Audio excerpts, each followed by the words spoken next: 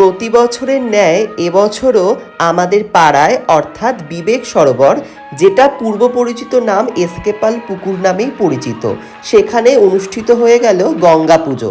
চলো মায়ের দর্শন করা যাক।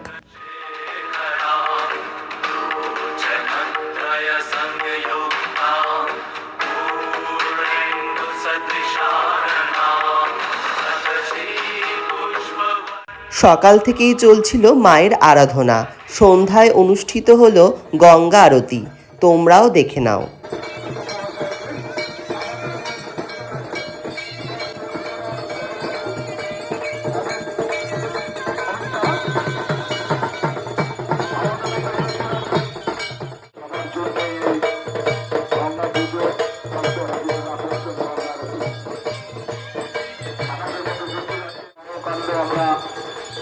আয়োজন করেছি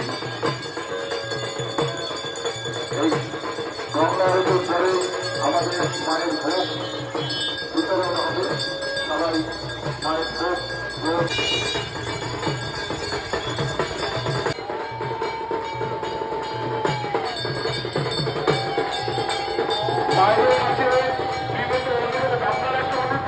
খুব ভালোভাবেই আমাদের পুজো সম্পন্ন হলো। পুজোর শেষে ছিল ভোগ প্রসাদ বিতরণ। আমিও ভোগ প্রসাদ পেয়ে গেছিলাম। ভোগ দর্শনে কিন্তু দুর্ভোগ কাটে। তোমরাও দর্শন করো। আসছে বছর আবার হবে। জয় মা গঙ্গার জয়।